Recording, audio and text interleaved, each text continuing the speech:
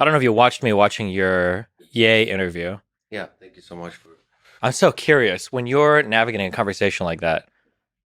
How intentional is the thought process between like building rapport and pushing and giving a little and letting like is it Zero, zero? zero You're just kind of intention. I was watching, and thank you so much. It was very kind for you to review that conversation. It meant a lot that you were complimenting parts on the technical aspects of the conversation, but no, zero. And I'm actually deliberately trying to avoid, I think you've called it debate brain, uh-huh. which is just another flavor of thinking about like the meta conversation, trying to optimize how should this conversation go. Because I feel like the more you do that, the better you get at that, the less human connection you have. Like the less genuinely you're actually sitting there in the moment and listening to the person, you're more like calculating what's the right thing to say versus like feeling what is that person feeling right now? What are they thinking? That's what I'm trying to do is like putting myself in their mind and thinking, what does the world look like to them? What does the world feel like to them? And so from that, I truly try to listen. Now, I'm also learning, especially because Rogan and others have been giving me shit for not pushing back. Mm-hmm. It's good sometimes to say, from a place of care for the other human being, to say, stop. What did you just say? Mm-hmm. I don't think that's represents who you are and what you really mean. Or maybe if it does at that time represents who they are, I could see a better world if they grow into a different direction and try to point that direction out to them. There's a really complicated dance between letting somebody share their full story versus letting somebody like essentially, I guess, like proselytize your audience. And it's like, okay, hold on, let's take a minute here. But yeah, I used to be 4 or 5 years ago, it was attack, attack, attack, attack, attack, whatever you said. And now I'm leaning way more towards the like, okay, well, tell me how you feel about everything, and then we'll go from there. So a lot of people like my new approach. Some older fans will watch and they're like, why are you letting this guy just ramble on? You know, he said like 5 or 6 wrong things and you're only going to call him out on 2 of them. And it's like, it's just different styles of conversation. But yeah, Do you do a lot of research beforehand too? depending on the conversation, yeah. So if we're going to talk like vaccines and stuff, yeah, that's a ton of reading and stuff that I never thought I'd know going into it.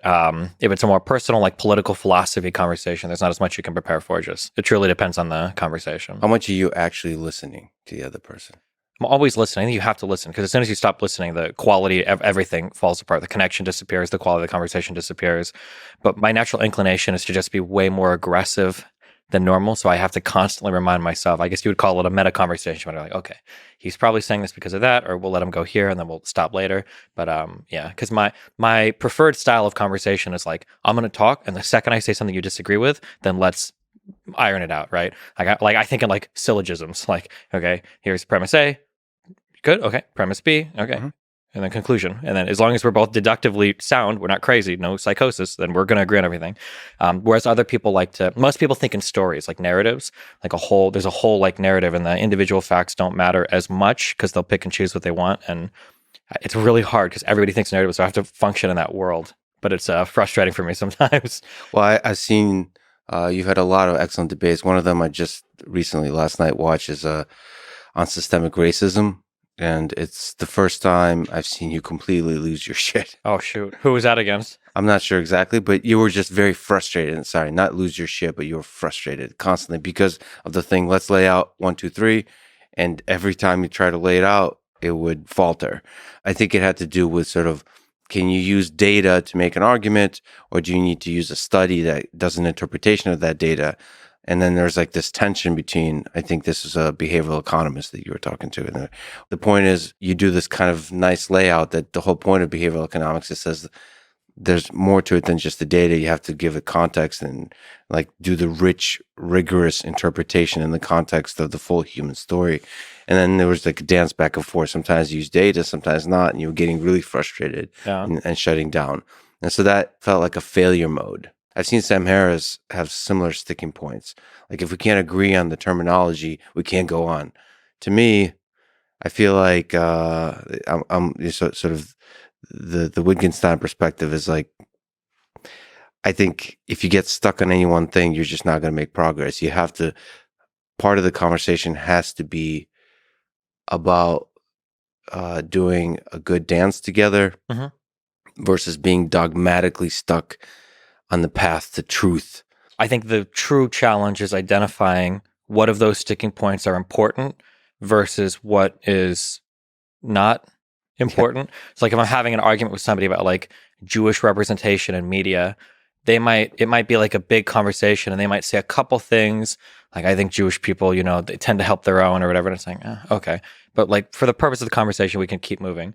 But if they casually drop like, you know, yeah, and I think that's why the Holocaust numbers were blown up from like 100,000 to 6 million. And that's why, and it's like, okay, well, hold on, wait. If you think this, we have to stop here because this is going to be, it's not just a language game in this part. If you really believe this fact, then the whole rest of the conversation is going to be informed by that belief, you know? And it has to be something that doesn't bother you personally. You have to step outside your own ego. So Holocaust denial is somebody that would bother a lot of people. Mhm. And there's some things, just observing you, I feel like when you get really good at conversation, you can become a stickler to, you might have your favorite terms that really bothers you if people don't agree on those terms. Like begs the question. You mean raising the question? Yeah, I usually just want, if people say stuff, I just let it slide. Yeah. Yeah. You can't, because if you fight, when you're having a conversation with somebody and you're talking to their audience at the same time, because that's really what's happening. You never want to come off as over combative or over aggressive because it puts people in like, there's like a trigger in your brain. And this is true of relationships, of friendships, of persuasive rhetoric or whatever. There's a trigger in the brain. And as soon as that defensive trigger gets like flipped on, everything is over. You've lost the ability to persuade because everything becomes a fight at that point.